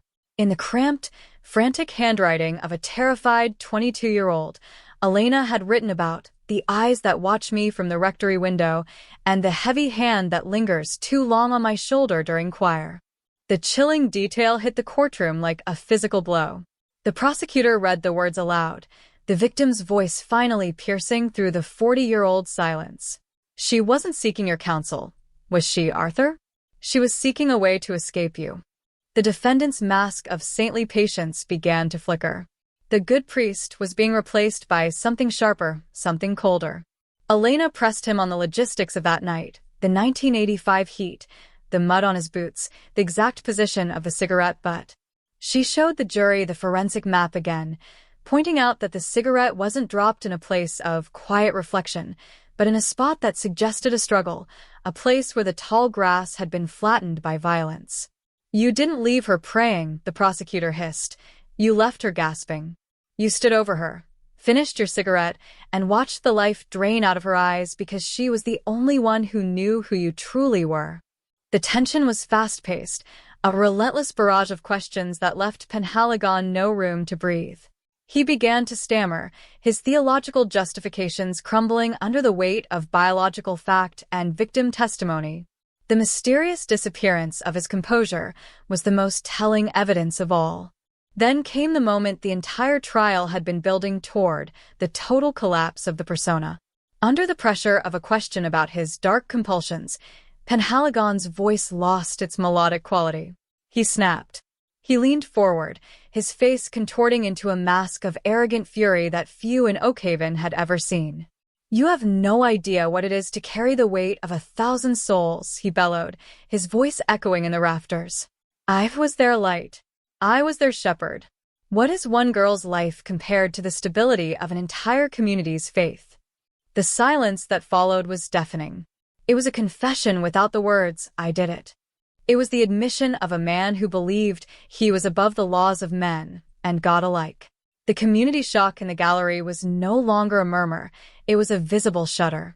People who had known him for years recoiled as if they were seeing him for the first time, a man who viewed a human life as a small price to pay for his own pedestal. The prosecution's closing argument was a masterpiece of emotional and cinematic storytelling. Elena stood before the jury, her shadow long against the courtroom floor. She didn't talk about DNA sequences or technicalities. She talked about the lingering shock of a stolen future. She spoke of the music that died in 1985, the families that were broken by suspicion, and the town that had been haunted by a ghost in a collar. She held up the plastic bag with a cigarette butt, the strange clue that had waited 40 years for justice. "This isn't just a piece of trash," she told them. "It's a witness. It's the only witness that couldn't be silenced, couldn't be intimidated, and couldn't be lied to. It carried the truth in its fibers until the world was ready to hear it." She asked the jury to look at the empty seat in the gallery where Elena Vance's mother should have been, and she told them that justice doesn't have an expiration date. The defense's closing was a desperate, hollow attempt to return to the theme of reasonable doubt, but the fire had gone out of their arguments. The image of Penhaligon's outburst on the stand was burned into the minds of every juror. The cold case was no longer a puzzle of fragments. It was a clear, horrifying picture of a predator who had used the most sacred trust as his hunting ground. As the judge gave the final instructions and the jury filed out of the room, the atmosphere in Oakhaven was one of suspended animation. The town held its breath. The news cameras outside were silhouetted against a bruising Florida sunset, the same orange and purple hues that must have painted the sky on that Tuesday in 1985. The mystery was over, but the haunting memories remained, a thick, cloying mist that would take generations to clear. Inside the courtroom, as the defendant was led away to wait for the verdict, he passed the aging Detective Miller. For a brief second, their eyes met. The man who had spent a lifetime running, and the man who had spent a lifetime chasing. There were no words, only the heavy, rhythmic thrum of the wall clock. The narrative was nearing its end, the final pages of the Elena Vance story being written in the deliberations of 12 ordinary people. The cold case that had defined Oakhaven was about to reach its emotional climax, leaving the community to pick up the pieces of a faith that had been shattered by a single, DNA-laden cigarette. The silence of the wait was the most agonizing part of all, a cinematic pause before the final, thunderous strike of the gavel that would either set a monster free or finally, mercifully, close the book on 1985. The clock on the wall of the Oakhaven courthouse didn't just tick, it hammered, a rhythmic, metallic heartbeat that seemed to echo through the very marrow of the town as the jury vanished behind the heavy oak doors of the deliberation room. The cold case that had defined 3 generations was now compressed into a few hundred square feet of space, held in the hands of 12 ordinary citizens who carried the weight of 4 decades on their shoulders. Outside, the Florida sun was a relentless, blinding eye, baking the pavement where news vans from across the country sat idling, their satellite dishes pointed toward the heavens like silent prayers for a resolution. The community shock had transitioned into a state of suspended animation, a collective holding of breath that made the air feel thin and electrified. In the local diners, the coffee went cold and the television stayed tuned to the live feed of the courthouse steps, where reporters spoke in hushed, urgent tones about the chilling detail of the priest's outburst and the strange clue of the cigarette butt that had brought a pillar of the community to his knees. Inside the deliberation room, the atmosphere was a microcosm of the town's own internal war. Imagine the scene: 12 people, exhausted and haunted, staring at the plastic evidence bags as if they were holy relics or cursed objects. On the table sat the 1985 cigarette butt, a tiny, withered scrap of paper and tobacco that held the power to destroy a man's legacy and mend a town's soul. They argued over the science, the 99.9% match that felt like a death sentence, and they argued over the man they thought they knew. Some remembered Father Thomas as the man who had sat by their bedsides in the hospital. Others could only see the predator unmasked by the prosecutor's relentless questioning. The deadlock wasn't about the evidence. It was about the impossible reality of the betrayal. How do you reconcile the hand that gives the blessing with the hand that takes a life? The hours bled into one another, the Florida humidity seeping through the walls, making the room feel like a pressure cooker. Every time a chair scraped or a voice rose in anger, the sound traveled through the floorboards to the gallery below, where the tension was so thick it was a physical burden. Arthur Penhaligon sat in a holding cell, the silence of his surroundings a stark contrast to the decades of adoration he had enjoyed. For 40 years, he had been the master of the narrative, the weaver of souls, but now the story had moved beyond his control. The mysterious disappearance of his power was absolute. He was no longer a shepherd. He was a specimen under a microscope. As the sun began to dip toward the horizon, casting long, bloody streaks of crimson across the gulf, the buzzer finally sounded, a sharp, jarring rasp that signaled the end of the wait. The word verdict flashed across television screens from Miami to Seattle, and the cold case that had once been a footnote in a dusty file became the focal point of the world. The scramble back into the courtroom was a chaotic, cinematic blur of robes, suits, and trembling hands. The courtroom was a cathedral of anxiety as the jury filed back in. They didn't look at the defendant, the classic sign, the omen that every lawyer fears. The lead juror, a woman whose own daughter was the same age Elena Vance had been in 1985, held a single sheet of paper with a grip so tight her knuckles were white. The judge, his face a mask of judicial iron, asked the question that had been 40 years in the making. Has the jury reached a verdict? The yes that followed was a whisper that carried the force of a hurricane. The silence that preceded the reading was a vacuum, a total cessation of sound where even the air conditioning seemed to die. The lingering shock of the past was about to collide with the hammer of the present. On the charge of first-degree murder, we find the defendant, Arthur Penhaligon, guilty. The word didn't just fall, it exploded.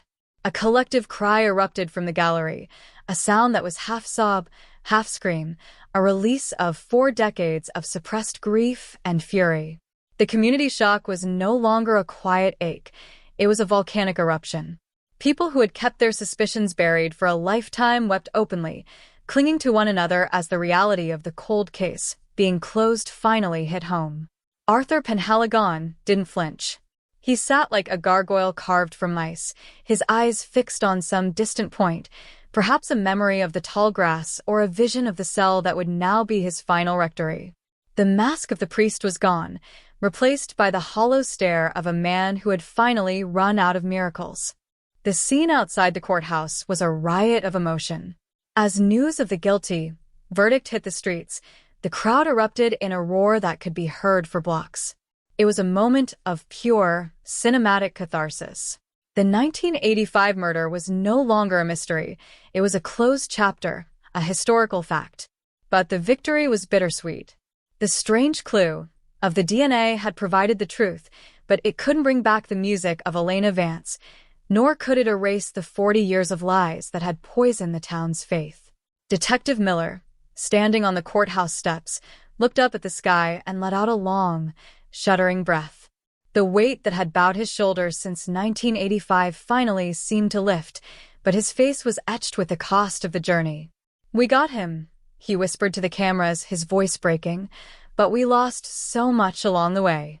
The narrative of the trial transitioned into the sentencing phase, but for Oakhaven, the sentencing had already begun. The town was forced to look at itself in the mirror, to ask how a predator could hide in plain sight for so long. The cold case had exposed more than just a killer. It had exposed a culture of silence and a blind reverence that had protected a monster. The local church, once the heart of the community, felt like a hollow shell, its bells silent, its pews empty. The sensational nature of the crime had left a scar that no verdict could fully heal. The story of Elena Vance was no longer a ghost story. It was a tragedy of systemic failure, a reminder that the greatest evils often wear the most familiar faces. In the days following the verdict, the details of the chilling detail of the priest's double life continued to leak out. Diaries found in his home, letters from other victims who are now, finally, finding the courage to speak. The DNA on the cigarette butt had been the key that unlocked a door to a house of horrors. The fast-paced investigation that had once been a stalemate was now a landslide of evidence. The cold case was a roaring fire, consuming everything Penhaligon had built, leaving nothing but the charred remains of a fraudulent life. The impact was visceral, a sense of spiritual vertigo that left the town reeling. The segment concludes with a haunting, cinematic visual. The tall grass behind the rectory, now illuminated by the harsh, artificial lights of a news crew. The wind stirs the blades of grass, and for a moment, you can almost hear the faint, ethereal notes of an organ, a melody that was silenced in 1985 but has finally found its resolution. The narrator's voice drops to a low, somber tone, emphasizing the finality of the moment. The cold case is solved, the killer is behind bars, and the DNA has done what no prayer could. It brought the truth into the light. But as the cameras fade to black, the lingering image is not of the priest in handcuffs, but of Elena Vance's smile, a reminder that while justice can be delayed, the truth is a patient hunter. The shock will remain, the memories will haunt, but the silence of Oakhaven has finally been broken.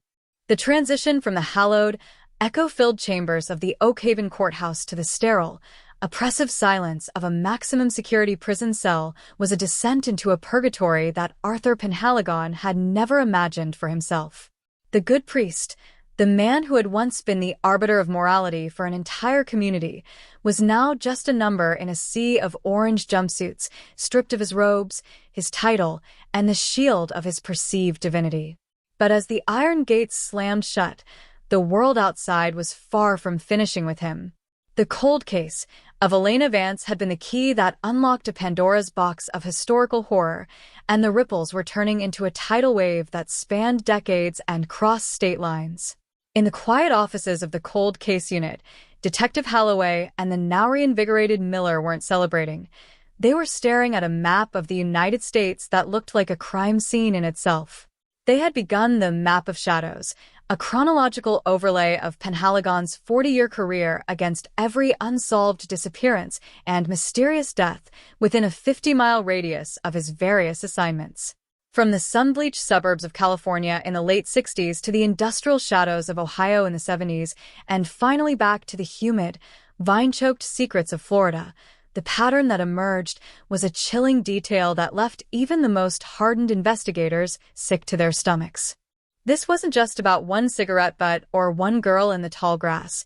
This was about a predator who had used the shuffling of the church hierarchy as a camouflage for a cross-country trail of blood. The community shock in Oakhaven was now being mirrored in half a dozen other towns, as families who had long ago buried their hope began to see the face of the beloved retired priest on their evening news. The phones at the precinct didn't stop ringing. Each call was a ghost from the past, a sister who remembered a kindly priest who visited her missing brother in 1974, a father who had never forgotten the way Father Thomas had looked at his daughter during a youth retreat in 1981. The sensational revelation was that the institution meant to protect the vulnerable had unwittingly provided Penhaligon with a fresh hunting ground every few years, a cycle of relocation that acted as a reset button for his dark compulsions. Holloway felt like she was chasing a ghost that had been hiding in plain sight for half a century, a cold case that wasn't a single file, but a library of tragedies. Inside his cell, Penhaligon was experiencing a different kind of haunting. The man who had heard the confessions of thousands was now forced to listen to his own thoughts, a cacophony of memories that no longer had the buffer of the confessional. He sat in the shadows, his eyes fixed on the small, barred window, watching the Florida sun set on his freedom. The mysterious disappearance of his ego was the most painful part of his incarceration. Without the adulation of the parish, he was just a frail old man with rotting secrets. But even in prison, he remained a master of the strange clue, dropping cryptic remarks to the guards about other gardens he had tended, other lost sheep he had returned to the earth. The psychological profile was deepening. He wasn't just a killer, he was a collector of moments, a man who viewed his victims as milestones in a perverse spiritual journey. The tension in the investigation was now a race against time. Could they link him to these other disappearances before his age, or the brutal reality of prison life silenced him forever? The focus shifted to a small town in rural Ohio, where in 1972, a 12-year-old boy named Danny had vanished while on a church-sponsored camping trip. The priest in charge of that trip? A young, charismatic Arthur Penhaligon. At the time, it was treated as a tragic accident, a child lost in the woods, but now, with the Florida 1985 cold case as a template, the details of Danny's disappearance took on a more sinister hue. Holloway flew to Ohio, walking the same trails where the boy was last seen, her mind racing with the vivid language of the original police reports. She found this strange clue that had been ignored for 50 years. A witness who had seen the priest returning from the woods alone, his clerical collar missing, his face flushed not with exertion, but with something else. The lingering shock in that small Ohio town was as fresh as the day Danny disappeared. The mother, now 90 years old and clutching a faded photograph of her son, looked at Holloway with eyes that had been weeping for half a century.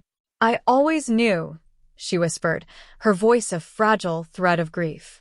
"I always knew the devil was wearing a collar." The investigation was now a multi-agency effort, a fast-paced hunt for forensic archaeology. They weren't just looking for DNA anymore. They were looking for patterns of behavior for the signature that Penhaligon had left behind. They realized that Elena Vance had been his mistake. The moment his arrogance overcame his caution, the moment he left that cigarette but as a defiant mark of his presence. But in the earlier years, he had been more meticulous, more disciplined. The cold case files from the 70s and 60s showed a man who knew how to disappear people into the gaps of a less connected world. The cinematic narrative of his life was being edited in reverse, peeling back the layers of the saint to reveal the parasite that had been feeding on the faith of the innocent. The community shock was evolving into a national outrage, a demand for accountability that went far beyond the walls of the Oak Haven courthouse. The church hierarchy was in a state of total collapse, their sacred silence, now viewed as complicity. Documents were being subpoenaed, secret archives were being pried open, and the truth about what the bishops knew and when they knew it was becoming the next big headline. The sensational nature of the betrayal was a gut punch to the faithful. People were tearing down the portraits of Penhaligon that had hung in parish halls for decades, replacing them with the faces of the missing, Elena, Danny, and dozens of others whose names were just now being whispered in connection to the priest of shadows. The mystery wasn't just about who he killed, but how he was allowed to keep killing. The strange clue of his career wasn't a piece of evidence. It was the trail of protected transfers that had kept him one step ahead of the law for 40 years. As Holloway delved deeper into the Ohio files, she discovered a link to a third case in Illinois, a young woman who had disappeared in 1978, just months before Penhaligon was moved to Florida. The pattern was undeniable. He was a seasonal predator, his violence blooming in the heat of his assignments. The chilling detail was the way he integrated himself into the search efforts, the way he comforted the families of the very people he had taken. It was a cycle of trauma and deception that felt like a cinematic horror film, yet every word of it was true. The cold case had become a map of human depravity, a journey through the darkest corners of the American soul. The tension in the script was building toward a final confrontation, not in a courtroom, but in the memory of the man himself. Back in the Florida prison, Penhaligon was starting to talk. Not to the police, but to a fellow inmate, a man he thought he could save. He spoke in parables, telling stories of buried treasures and secrets kept in the clay. These jailhouse confessions were being fed back to the detectives, providing the strange clue they needed to start digging, literally. They were looking for the gardens he had mentioned. The investigation was moving from the office to the earth, as forensic teams prepared to ground truth the locations where Penhaligon had served. The air in Oakhaven was thick with the scent of impending discovery, a heavy, humid anticipation that felt like the moments before a hurricane hits. The lingering shock was about to be replaced by a new, more visceral horror as the ground itself began to yield the secrets of the last 40 years. The narrative of the Elena Vance murder was now just the prologue to a much larger, darker epic. The DNA on a cigarette butt had been the light that revealed a vast, subterranean world of suffering. As the teams moved out to the old rectory grounds in Ohio and Illinois, the world watched with bated breath. The cinematic voiceover of the case was reaching its emotional climax, the voice of the dead rising from the soil to finally silence the man who had spoken for God. The cold case was no longer a mystery to be solved. It was a debt to be paid, a final accounting for a lifetime of unholy silence. The shock remained, the hauntings continued, but the truth was no longer a ghost. It was a force of nature, and it was coming for Arthur Penhaligon with the weight of every life he had ever extinguished. The sound of the shovel hitting the earth in rural Ohio wasn't just a mechanical thud. It was a heartbeat reclaimed from the silence of 1972, a rhythmic excavation of a truth that had been buried under 50 years of Midwest topsoil and institutional denial. As the forensic teams, led by a weary but resolute Detective Holloway, moved across the old campgrounds where Danny had last been seen, the atmosphere was thick with a tension that felt ancient. They weren't just looking for remains. They were looking for the physical evidence of a monster's beginning. Ground-penetrating radar had identified a strange clue beneath the roots of an ancient oak tree, an anomaly in the soil density that suggested the earth had been disturbed and then carefully packed back down half a century ago. When the first fragment of a small, rusted religious medal, the kind given to children for perfect attendance in Sunday school, emerged from the dirt, the community shock that had started in Florida finally reached the heart of the Rust Belt. It was a chilling detail that shattered the last remnants of the tragic accident narrative. Danny hadn't been lost. He had been planted.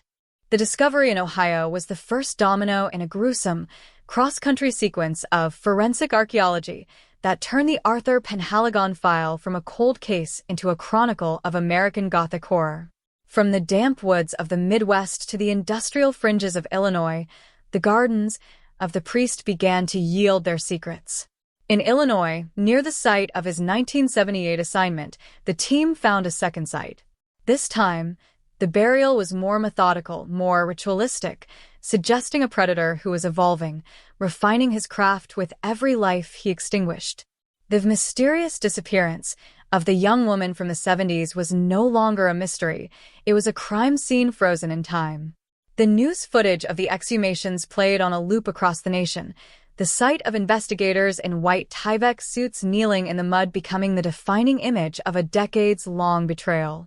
The families of the missing, people who had spent 40 or 50 years in a purgatory of not knowing, gathered at the yellow police tape, their faces a landscape of lingering shock and a new, terrible kind of relief. Back in his Florida cell, the man at the center of this storm was watching it all unfold on a small, flickering television. Arthur Penhaligon saw the shovels, he saw the medals, and he saw the weeping mothers, but his expression remained as cold and impenetrable as the concrete walls surrounding him. However, the weight of the evidence, the DNA, the biological signatures, the trophies he had buried with his victims, had finally stripped away his ability to play the silent martyr. In a move that was purely sensational, Penhaligon agreed to a recorded prison interview, not to offer a confession of guilt, but to offer a justification that would prove to be more haunting than the crimes themselves. The air in the interview room was sterile and heavy, the camera lens capturing every wrinkle, every liver spot, and the unsettling, predatory brightness that still flickered in the eyes of the man who had played God. "I didn't destroy them," he began, his voice still possessing that melodic, hypnotic quality that had once led congregations in prayer. "I preserved them." He spoke of the world as a place of inherent rot, a landscape of sin and suffering where innocence was a fleeting, fragile thing. In his twisted theology, the act of murder wasn't an end, it was an intercession. He claimed he had taken those lives at their moment of peak purity, before the world could corrupt them, before they could drift away from the light. It was a chilling detail that turned the stomachs of the investigators listening behind the glass. He didn't see himself as a killer. He saw himself as a harvester of souls, a man who had the divine courage to do what others were too weak to attempt. The community shock that followed the airing of this interview was visceral. It was the sound of 1,000 faiths breaking at once. He wasn't just a murderer. He was a man who had weaponized the very concept of salvation. The fast-paced investigation moved from the dirt to the archives of the church, as the strange clue of Penhaligon's transfers began to reveal a darker level of complicity. It wasn't just that he had moved. It was that he had been moved with glowing recommendations, his dark compulsions reframed in internal memos as restlessness of the spirit, or a need for a fresh start. The cold case was now a mirror held up to an entire institution, showing the cracks where a predator had been allowed to thrive. Detective Holloway found letters from the 1970s, written by a concerned parishioner in Ohio, warning the bishop about Penhaligon's undue interest in the youth choir. The response? A transfer to Illinois and a promotion. The sensational nature of the institutional failure was a second trauma for the victims' families. They realized that their children might have been saved if the men in the high offices had valued a life more than a reputation. As the forensic results from the Illinois site came back, they provided a final, undeniable link. The DNA from the remains matched the profile of the missing woman from 1978, but more importantly, it matched a sample found on a set of rosary beads discovered in Penhaligon's personal effects in Florida. The strange clue was the connection between the victims, a thread of stolen items, biological markers, and a shared geography of grief. The cold case was now a masterclass in modern forensics, proving that no matter how deep you bury a secret, the molecules remain, waiting for the technology to catch up. The impact on the national psyche was profound. People began to look at their own unsolved local mysteries with new eyes, wondering how many other Penhaligons were still out there, protected by robes and respectability. The closure for the families across the country was a tidal wave of emotion. In Ohio, Danny's mother, now frail and nearing the end of her own journey, was finally able to hold a funeral for the boy she had lost 50 years ago. The image of the small casket, draped in white and surrounded by the aging members of the 1972 search party, was a cinematic moment of heartbreaking finality. The mysterious disappearance was over. The lingering shock was being replaced by a somber, quiet peace. They weren't just burying a body, they were burying a half-century of doubt and self-blame. The cold case had been a prison for them, too, and the DNA had finally provided the key to their release. But for every family that found closure, there were others who realized that their loved ones might have been on Penhaligon's map of shadows, and the search for more gardens continued with a grim, relentless energy.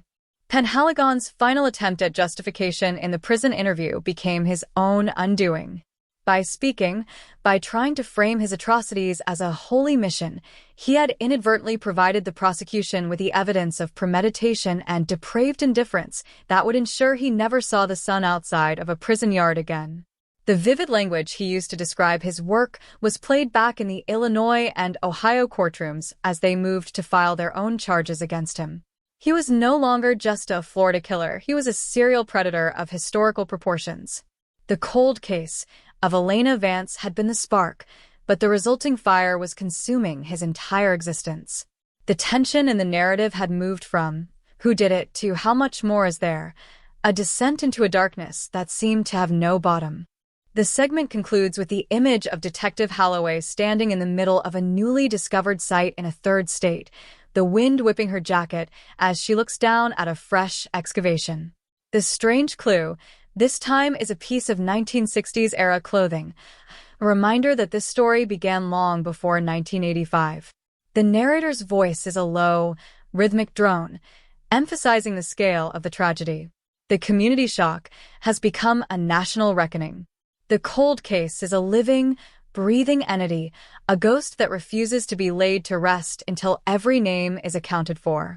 As the camera pans out, showing the line of investigators stretching across the field, the silence is broken only by the sound of more shovels hitting the earth. The truth is no longer a whisper, it's a roar, and it's coming from the ground up. Arthur Penhaligon had tried to save souls by burying them, but he had forgotten that the earth is the ultimate record keeper, and the DNA is a witness that never forgets its name. The iron doors of history have finally grown shut, but the echoes of the slamming steel will vibrate through the soul of Florida for a century to come. The man who was once Arthur Penhaligon, the man who was once the Saint of Oakhaven, spent his final days in a 6-by-9-foot cell, a space smaller than the patch of tall grass where he had once extinguished a young woman's light. The Florida 1985 cold case had long since ceased to be a mere police file. It had become a national monument to the persistence of truth and the terrifying capability of a single, microscopic strand of life to dismantle a mountain of lies. As the months turned into years of his incarceration, the community shock that had once paralyzed the town matured into a somber, ironclad resolve. The strange clue of the cigarette butt was no longer just a piece of evidence. It was the catalyst for a revolution in justice. Across the country, the Penhaligon laws were being drafted, mandated protocols for the preservation of DNA in every unsolved case, ensuring that no killer could ever again count on the passage of time as an ally. The mysterious disappearance of Elena Vance had provided the blueprint for a world where the dead would always, eventually, find their voice. In the final movement of this cinematic tragedy, the focus shifted from the hunter to the haunted. Arthur Penhaligon, stripped of his robes and his rhetoric, began to wither in the sterile, fluorescent reality of the state penitentiary. He was no longer the master of ceremonies, no longer the shepherd leading a flock. He was a ghost inhabiting a body that refused to die, a man whose strange clue was now the silence that greeted his name in every parish he had ever served. But while the man decayed, the map of shadows he left behind continued to be explored. Forensic teams, driven by the momentum of the Oakhaven conviction, completed their work in the gardens of his past. The final tally was a number that turned the stomach of the nation, a secret history of violence that stretched back to the mid-1960s. Each discovery was a chilling detail that added a new layer of grief to a country already reeling.